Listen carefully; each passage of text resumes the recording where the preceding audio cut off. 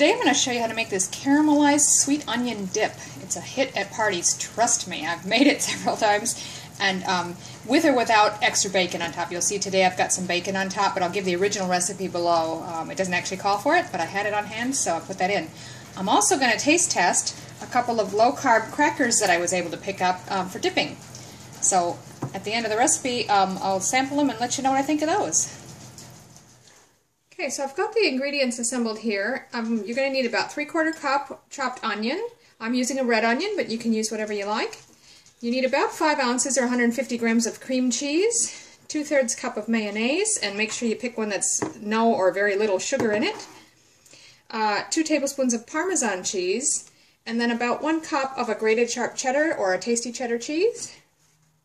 Last ingredient you're going to need is a tablespoon of bacon fat to cook the onions in, and I've already got some over on the stove ready to go. So as you can see, I've already got some bacon fat there. It's great if you've got some left over from something that you cooked earlier, or otherwise if you want to cook up a bit of bacon, that's fine.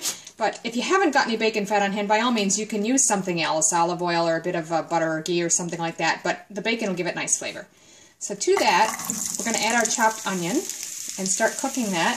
I've got it on a medium heat to begin with, but as they get cooking you'll want to lower it down a little bit, because you want to cook these long and slow until they get brown and caramelized, and that takes a few minutes. This has only been about 5 minutes on a medium-low heat, so they're going to probably need at least another 10, so I'm going to start preheating the oven now. You want to set it to about 350 Fahrenheit or 180 Celsius. So all up, it's been about 25 minutes. You really don't want to rush this stuff. You want to get them nice and golden brown. You can see some of them are even starting to blacken just a little bit. But the flavor, the smell is really good. The flavor is much better if you don't rush this step. Take your time and get it nice and golden brown. So we're ready to start mixing everything together. Now, the original recipe says to combine these ingredients in a food processor to get it nice and smooth. But this stuff's all going to melt together and bake in the oven anyway. I haven't found the need to do that. But if you want to, by all means, put these together in your food processor first. I've left the cream cheese sit out, so it's not overly hard anyway. I think it'll come together all right. So there's the cream cheese. Mayonnaise. And 2 tablespoons of the Parmesan.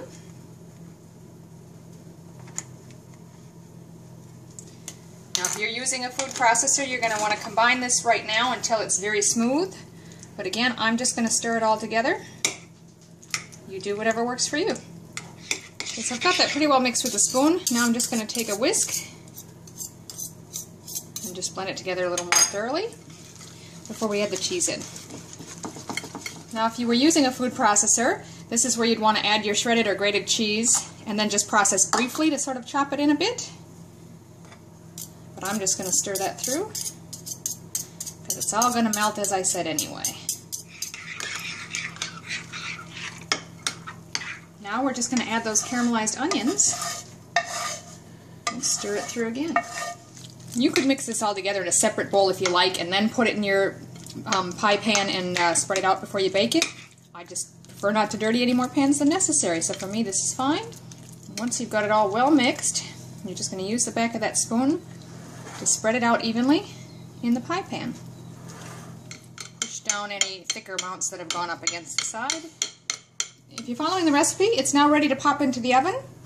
And trust me, I've made this dip before and it is absolutely amazing just as it is. However, since I had to actually cook some bacon to have bacon grease to start with, I've got a bit of chopped bacon here, just 3 slices.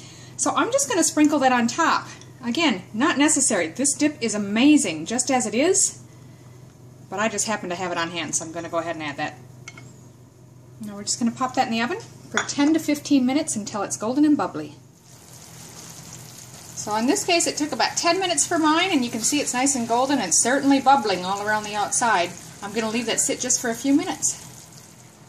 Now to sample with my low-carb dip today, I've picked up a couple of different low-carb crackers just to give them a try. So I thought I'd give you a quick review of those and see what we think of them. These are actually, I think, imported from the States. This is Andre's Snack Healthy Wheat and Gluten-Free Natural Cracker Bread. So this claims to have 8 grams of carbohydrate minus 4 grams of fiber. So that would be a net 4 grams of carbs per serving. And this other one is from Fine Fettle, and it's a limited edition flavor of something they call flats. They're real veggie squished into snacks, it says. This is an onion and sunflower. Gluten-free, no added oil, and lots of veggies. And this one claims it's got only 2.8 grams of carbohydrates in a serve. It doesn't mention fiber at all, so I'm guessing that's a net carb.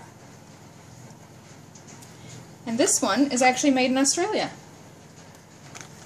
So I'm excited to give that a try as well. We'll see what we think. Alright, so we'll give it a sample. I'm going to try the Andre's cracker bread first. These kind of come in long strips, although they break and snap pretty easily, it looks like. And they're nice and firm. Look like they'll stand up to the dip, which is good. Let's give it a try. Oh, this dip is amazing.